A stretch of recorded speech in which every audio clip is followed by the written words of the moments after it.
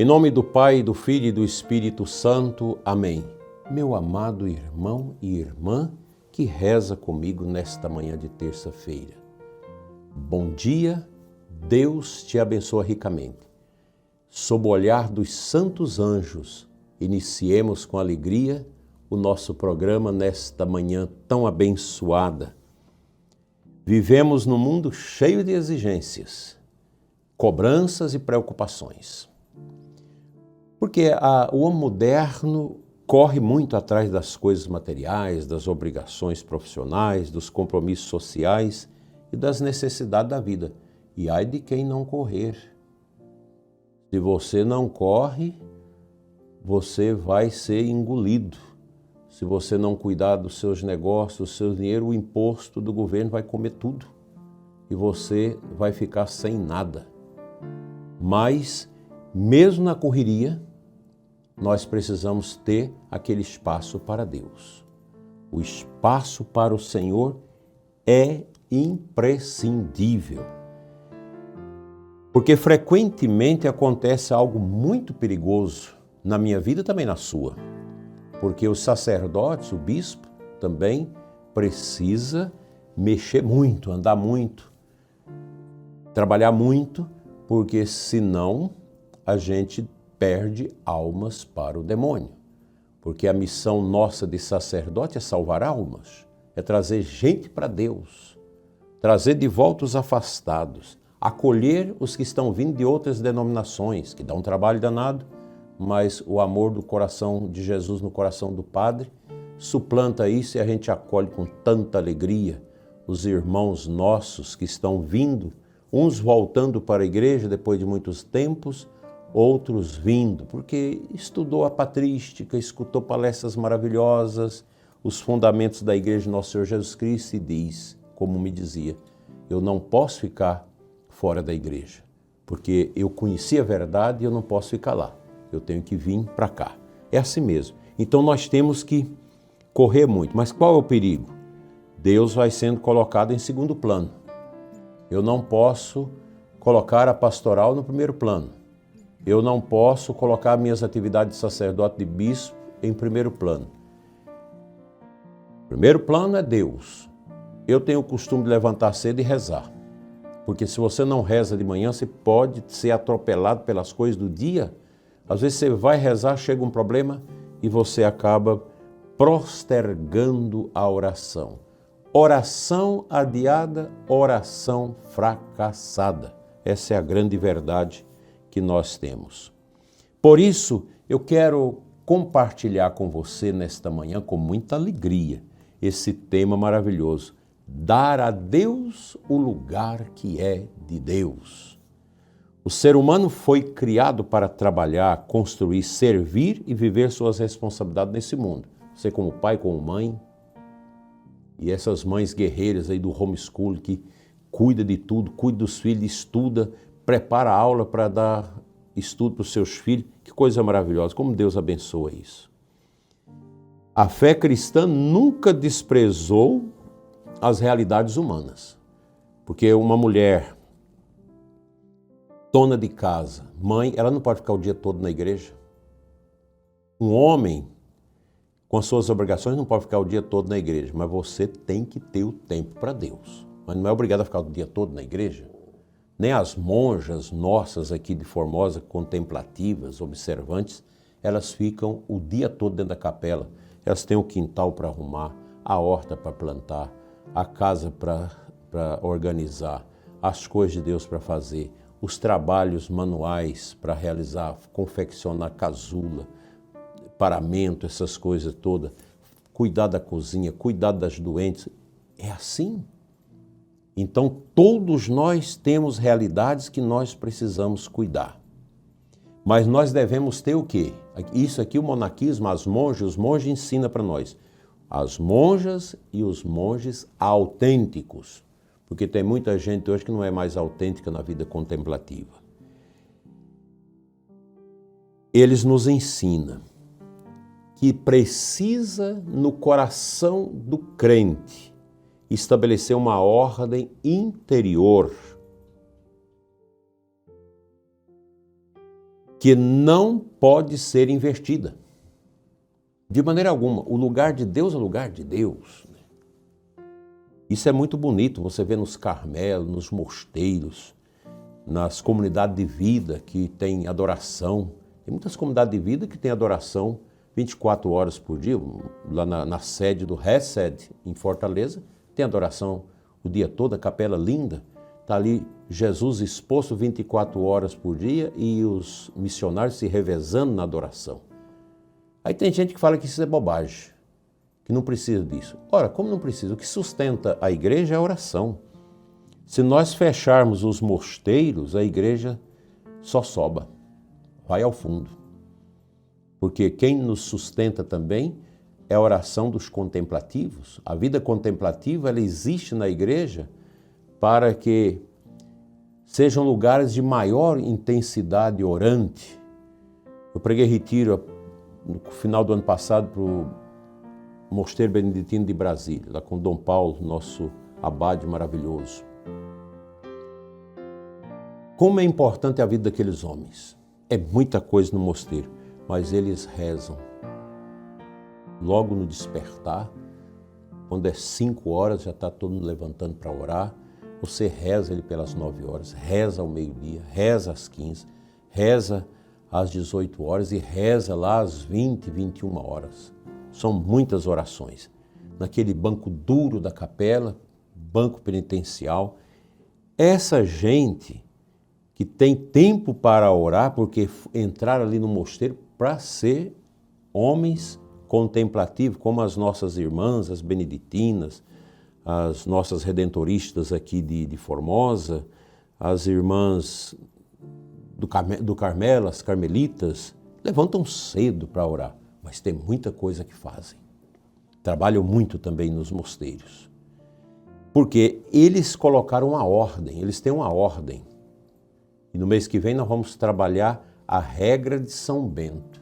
Todo mês de julho, porque é o mês de São Bento, nós vamos dedicar ao estudo da regra de São Bento. Quem tem vai acompanhar, quem não tem pode entrar aí no site, comprar a regra de São Bento, ou pode ir nos mosteiros beneditinos e adquiri-lo nas livrarias católicas, porque é um livro, é o terceiro livro mais lido na Igreja Católica. Primeiro é a Bíblia, segundo a Imitação de Cristo, Tomás de Kempis, que nós meditamos todo ele no tempo da Covid. Quem acompanhou naquele tempo, a gente não tinha nem YouTube ainda, nós lemos rezando todo o livro A Imitação de Cristo, 1497, esse livro.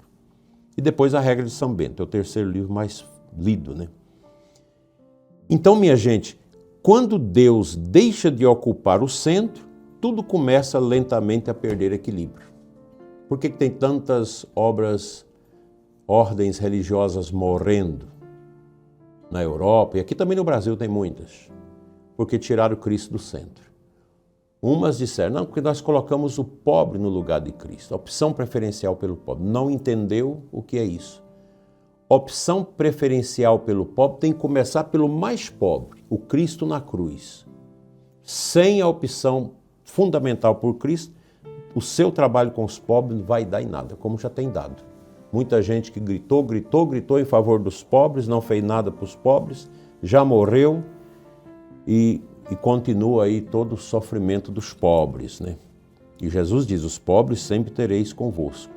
Fazer dos pobres uma ideologia teológica é de amargar, porque a igreja nunca abandonou os pobres. Ah, porque o povo conservador da igreja não tem amor aos pobres. Quem disse isso?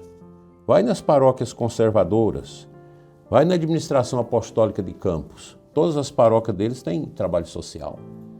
Cuidado com os pobres, com as crianças, com os doentes. Isso é um abuso falar isso, né? Nós precisamos exercer a caridade de todo mundo. As irmãs mesmo aqui no mosteiro, elas vivem da providência. As pessoas levam as coisas para o mosteiro e elas rezam por nós. Aquilo que sobra delas, elas dão para os pobres.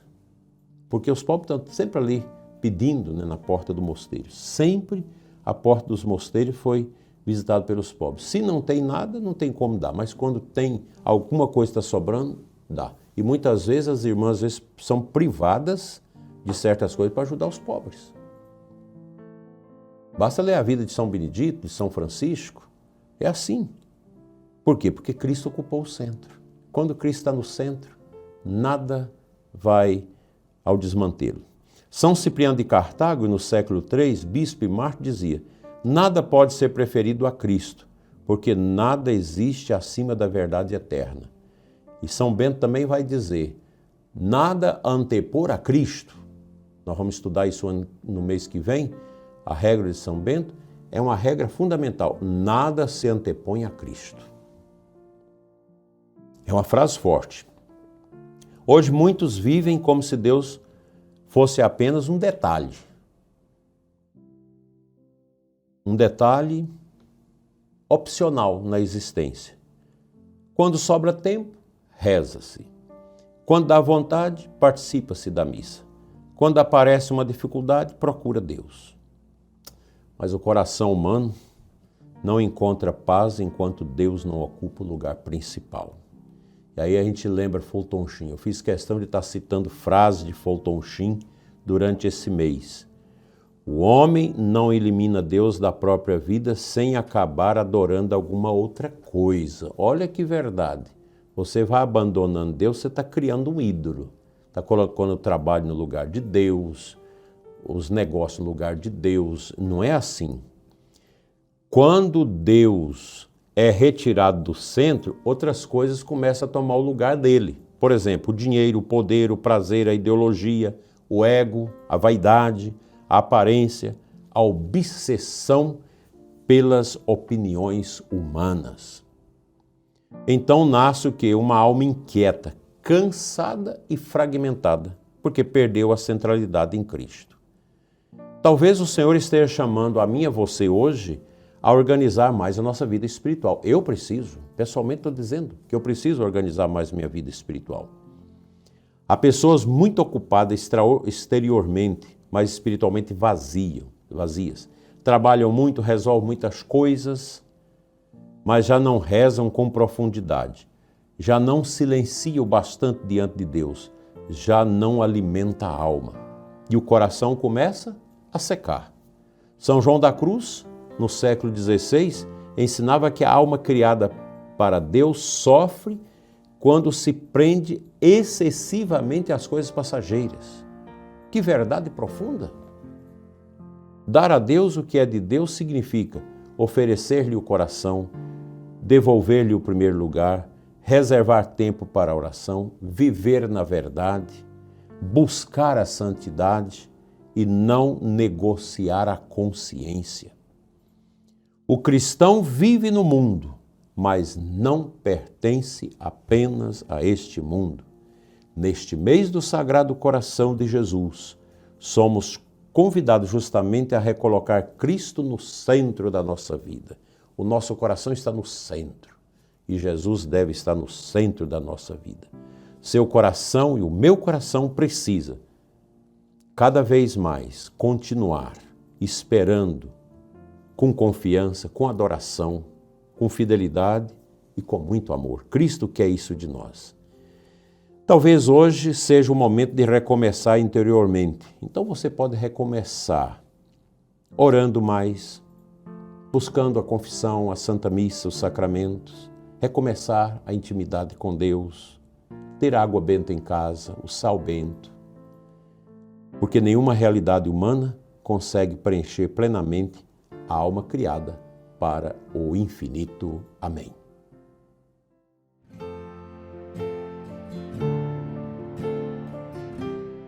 O Santo Evangelho de hoje, Marcos 12, 13, 17.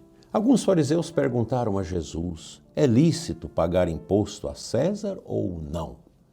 Então Jesus pede uma moeda e pergunta: de quem é esta esfinge? Eles respondem: de César. Então o Senhor afirma: dai a César o que é de César e a Deus o que é de Deus. Nós temos as nossas responsabilidades cívicas.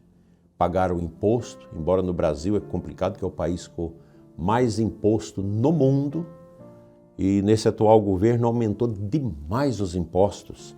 Eu fico abismado de ver a situação. Não tem como crescer economicamente num país com tanto imposto. Os trabalhadores sofrem com isso, porque o imposto é repassado para os bens necessários da vida.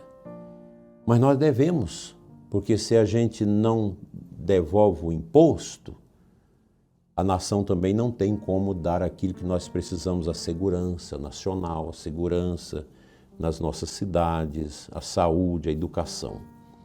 Mas é preciso que a gente pense, o Brasil precisa tirar um pouco desses impostos e deixar o povo mais livre para trabalhar e para prosperar. Precisa enxugar essa máquina. É um absurdo o que se gasta nos 3 poderes em Brasília. É um absurdo. Alguém sempre faz esses estudos. E essa gente sempre aumenta seus salários na calada da noite. Então, a Deus o que é de Deus. E a César aquilo que é justo dar a César. Porque também o imposto injusto é duro, é machucante, é doloroso na vida das pessoas. Por isso, que nós sejamos cristãos de verdade, dando a César o que é de César, de direito, e a Deus o que é de direito a Deus. Assim seja. Amém. Vamos à nossa oração.